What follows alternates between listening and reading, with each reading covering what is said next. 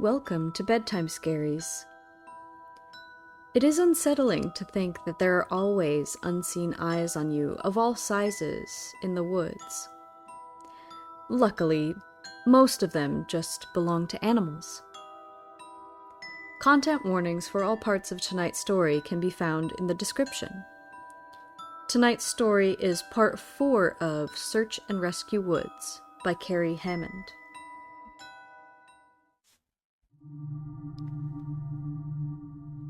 Hey guys, I'm back from my training op, and I have a lot of really interesting stories to share with you. I've got enough that I'm going to break them up into 2 parts, this being the first. I'd love to put them all in one entry, but I just haven't had the chance to write them all down yet. I didn't have anything too crazy happen while I was out there, but we did have one incident with a rookie that I found relevant. Since I'm sure you guys have been waiting for these, I'll just get right to the stories. I'll assign each batch of stories to the person who told them to me. KD is a vet who's been a SAR officer for about 15 years. She specializes in high-elevation mountain rescues and is widely considered one of the best in her field. She was one of the more enthusiastic storytellers, and since we were together a fair amount during exercises, she ended up telling me about 4 that really stuck with me. The first she told me in response to me asking about her most traumatic calls. She shook her head and told me that really bad calls happen more frequently on the mountain, since the potential for nasty accidents is higher. About 5 years ago, one of the parks she worked at had a string of disappearances. It was a bad year, she said, one of the worst on record as far as weather went. They were getting about a foot of new snow every couple days, and there were a few avalanches that killed some climbers. They'd warned people to stay out of the mapped areas, but, of course, there are always those who don't listen. In one particularly nasty case, an entire family got wiped out because the father decided he knew better than the officials, and he took them out into an area that wasn't safe. They were snowshoeing, and as best KD could figure, they walked onto a shelf of snow that looked solid, but actually wasn't. It gave way, and this family went ass over tea kettle almost 300 feet down a slope.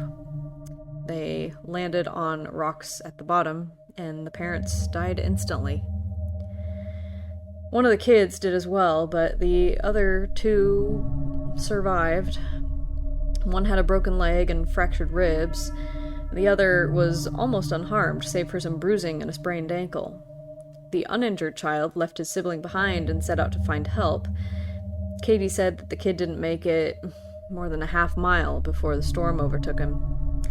He stopped to try to get warm, or maybe just to rest, and ended up freezing to death. They ended up finding the family with the help of some witnesses who saw them heading out into the wilderness, and she was the one to find the kid who'd frozen to death looking for help. She said it had started to snow, just enough to obscure long-distance vision, but not enough to make searching impossible. She saw a figure sitting in the snow up ahead, and she got to it as quickly as possible.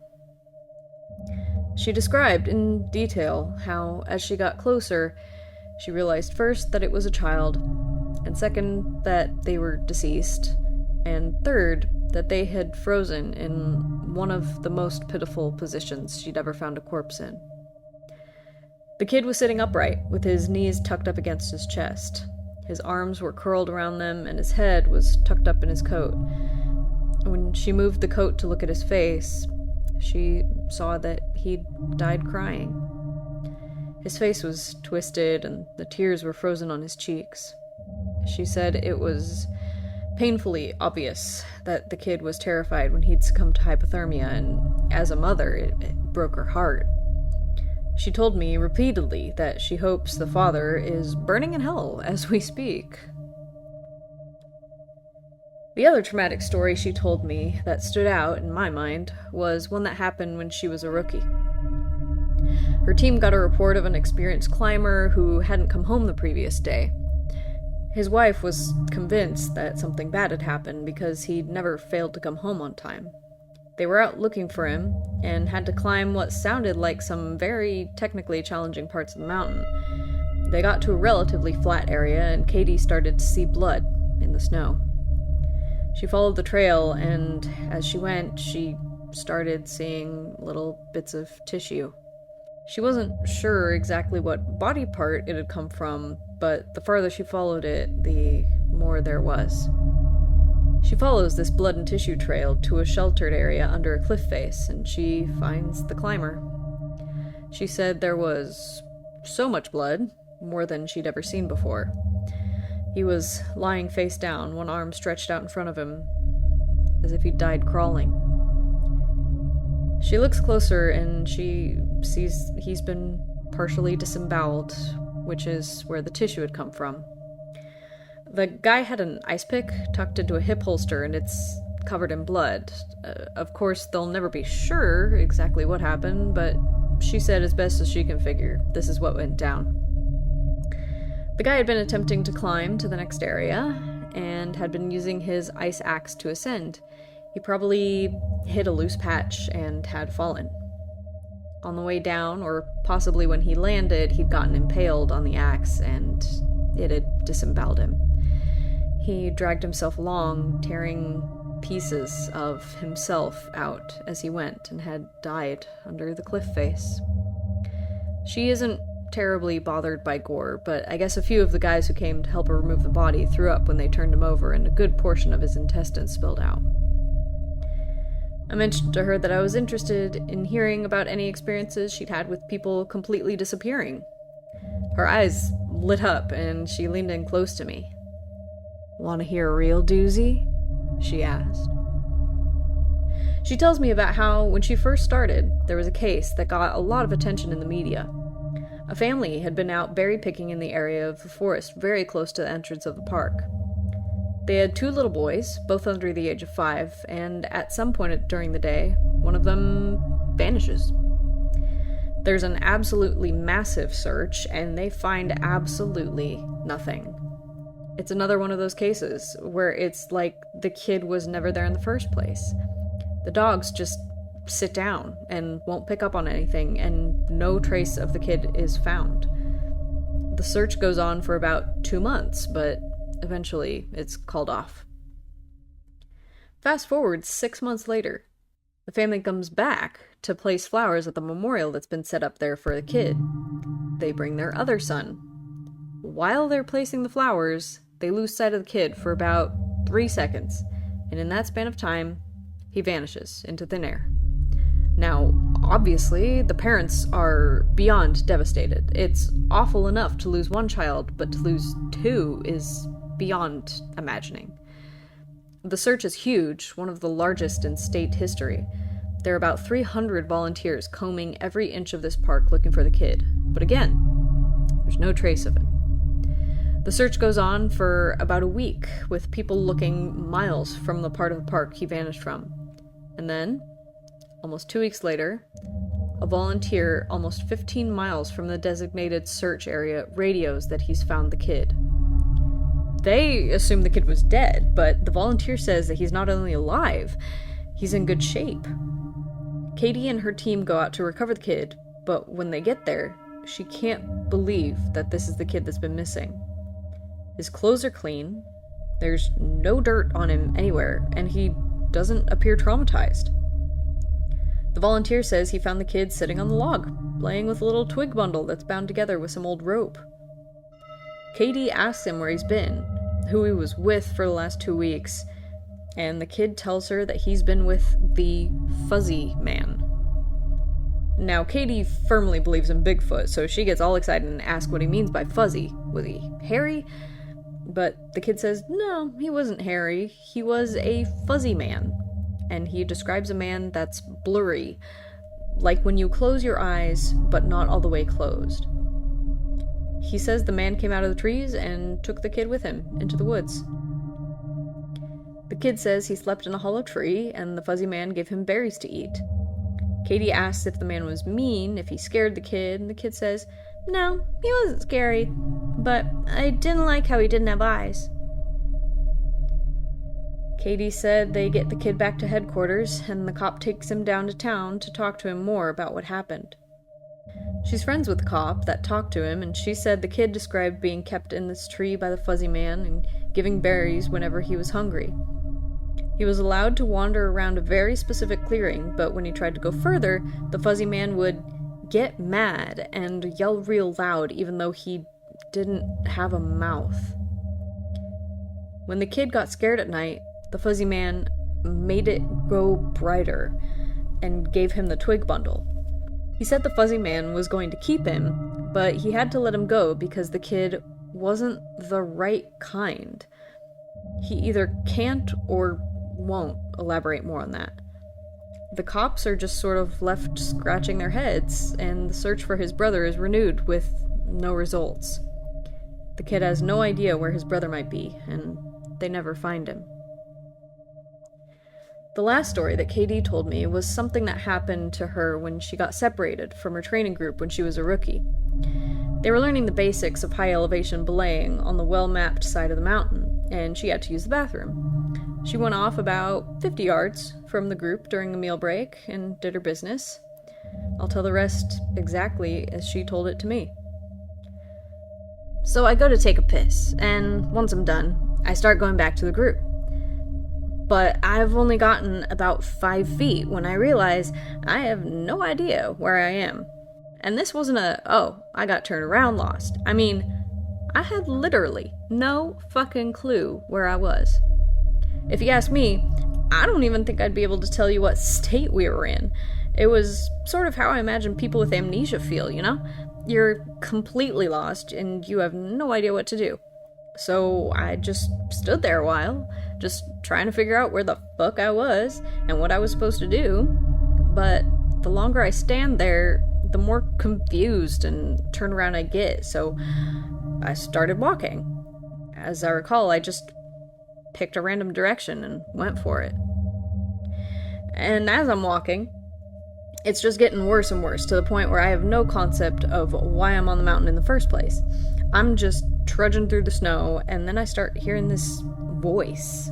It's kind of inside my head, almost. Like, if a frog could talk, all low and creaky, it's telling me over and over, it's okay, you just need to find something to eat. Find something to eat, and you'll be okay. Just keep walking and find something to eat. Eat.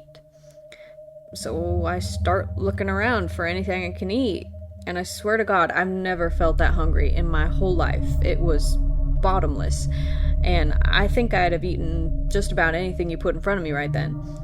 I have no concept of time, so I have no idea how long I'd been out there when I hear an actual voice coming towards me. I go toward it, and I see one of the other SARs, and he looks fucking terrified. He's running toward me, asking if I'm okay and what the hell I'm doing out here. And the scary thing was, as he's running toward me, I kind of see myself reaching into my belt for my hunting knife. I'm not even really thinking about what I'm doing, but what I am thinking is, I have to eat. If I don't eat, I'll never be okay again, so I just have to eat. He sees me doing that and backs off right away. He yells at me to put the knife away, that he's not going to hurt me, and that kind of snaps me back. All of a sudden, I know exactly where I am, and I put the knife away. I run to him and ask him how long I've been gone, thinking he'll tell me I've been gone for half an hour or so. But he tells me I've been gone for 2 fucking days. I've gone over 2 peaks and ended up almost on the other side of the mountain, and if I'd kept going, I would have ended up wandering into about 300 miles of wilderness. They'd never have found me.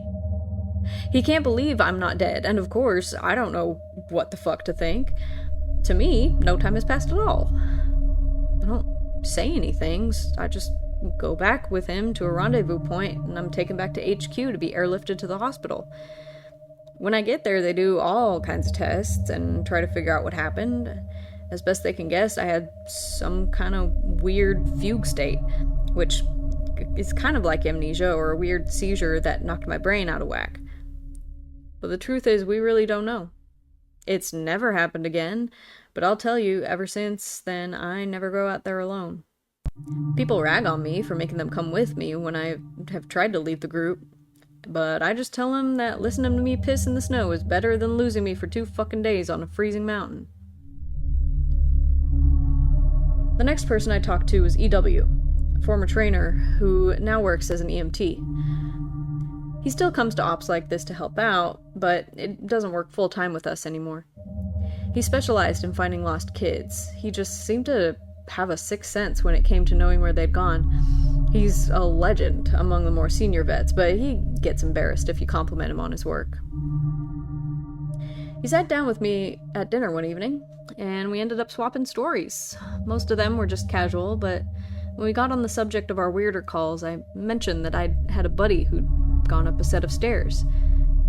He got kind of quiet and asked me if I'd heard about the little boy who disappeared from his park a few years back. I hadn't, so he told me the story. They were out looking for this 11-year-old boy, Joey, who'd gone missing near a river. Of course, the first thought was that he'd fallen in and drowned, but when they brought the dogs out, they led SAR officers away from the river and up into a very densely forested area. When we do searches for people, we search in a grid pattern. We search every box of the grid incredibly thoroughly. What EW's team noticed right away was that a very strange pattern was emerging. Dogs in alternating boxes were picking up Joey's scent, but losing it when they overlapped with another box. If you think of a checkerboard, Joey's scent was being picked up in random black squares, but never in red. This, of course, didn't make any sense, because how could a kid bounce from area to area without leaving a scent in each place he passed? EW and his partner pass into the next box of the grid, and EW noticed a set of stairs about 50 yards away. He tells his partner that they need to go check near it, and his partner just flat out refuses. He tells EW that he's made it a point to never go near any stairs he sees, and that, while it may be routine, he's not to pretend that it's normal. He tells EW that he'll wait in sight while EW checks. EW says he's irritated, but he felt for the guy and didn't push him on the subject. I walk over to the stairs. They were small, kind of like stairs into a basement. I don't feel strongly one way or another about them, the stairs I mean, so I wasn't scared or anything. I guess I'm like everyone else. I just prefer not to think about them too much. Anyway, I went over so I could see. Anyway, I went over and I could see that there was something lying on the bottom step, sort of curled up. My heart sinks, because, of course, you always hope for the best. And we were confident that we'd find this kid alive, because he'd only been missing for a few hours. But I knew right away that it was him and that he was dead. He was curled up in a little ball on the step, holding his stomach. It looked like he'd been in horrible pain when he died, but I didn't see any blood except some on his lips and chin. I radioed that I'd found him, and we got his body back to command. That poor family, they were devastated. The parents couldn't understand how he'd be dead, because he'd only been gone for such a short amount of time. And on top of that, we didn't have an obvious cause of death, which made it worse. I figured he'd probably eaten something poisonous since he was holding his stomach when I found him, but I didn't want to guess. It's hard enough to hear that your kid is dead, let alone have some stupid SAR guy guessing what had happened. They took him away, and I went home and tried not to think about it. I hate finding dead kids, man. I love this job, but it's one of the reasons I left. I got 2 daughters. The thought of losing them that way just... He choked up a little bit here. I'm not great with emotional stuff like that, and it's always sort of awkward to see a grown man cry, so I didn't know what to do. He pulled himself together eventually, though, and he kept going. We don't always hear back from the coroners about cause of death. It's not really our job to know, I guess, and sometimes if they think it's foul play, they won't tell us because of legal bullshit. But I got a friend who works for the sheriff department, and he'll usually pass along any interesting info if I ask. In this case, though, I actually got a call from him about a week later.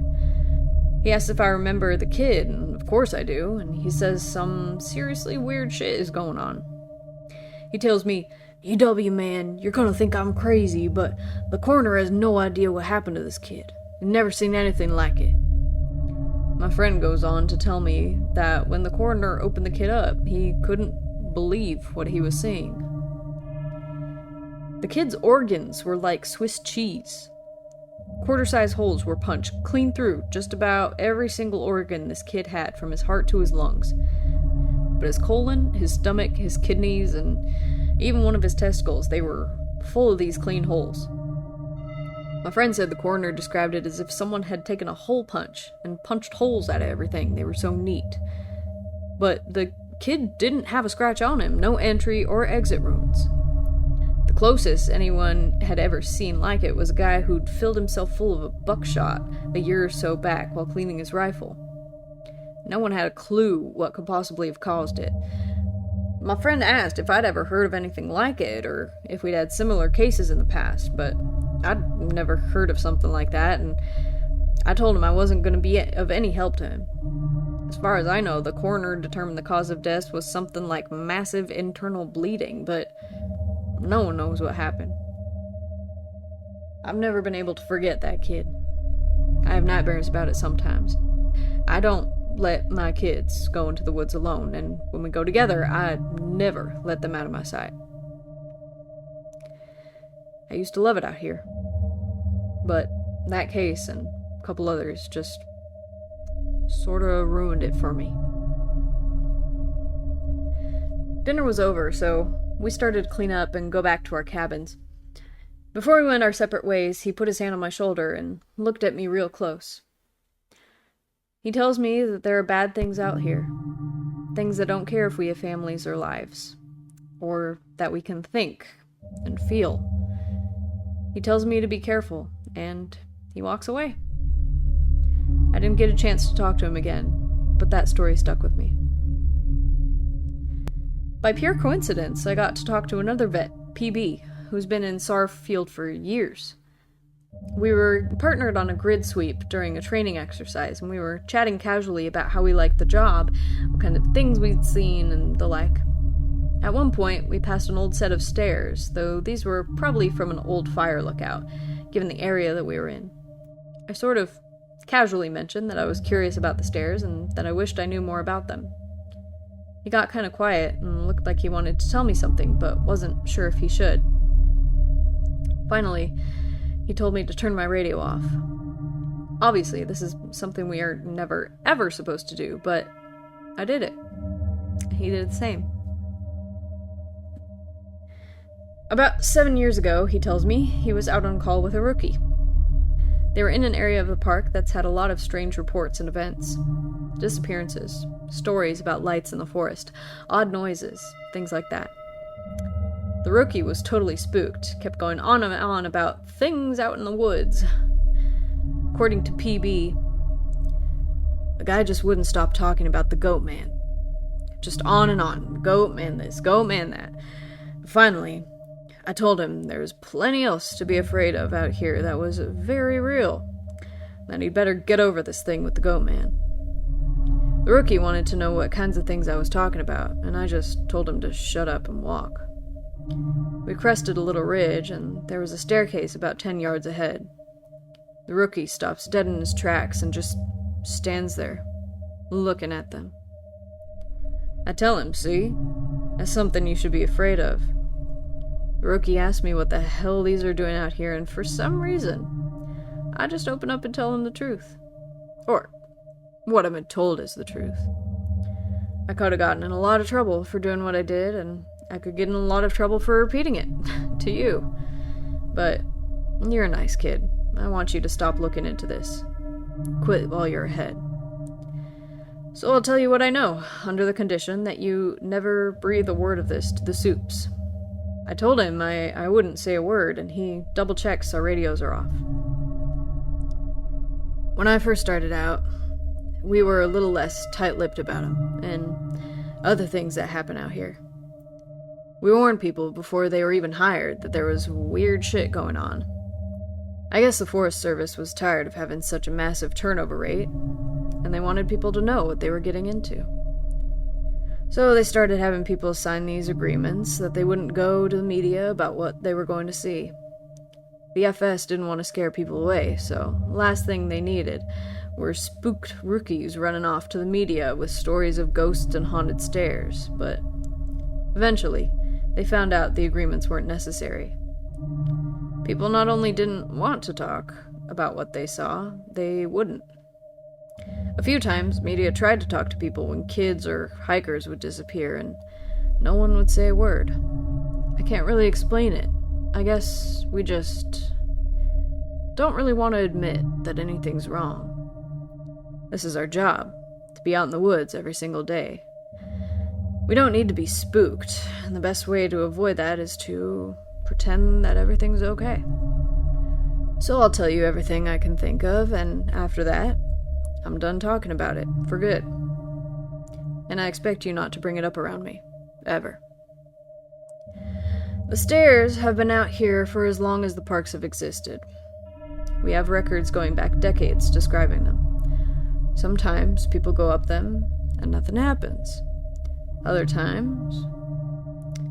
Look, I don't really like talking about this, but sometimes really bad shit happens. I saw one guy get his hand sliced clean off when he got up to the top step.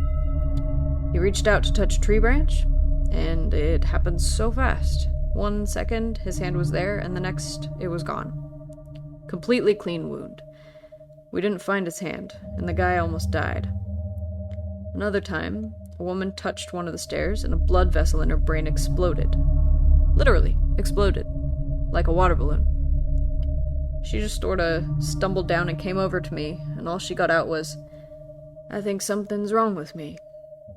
She dropped like a sack of flour, dead before she hit the ground.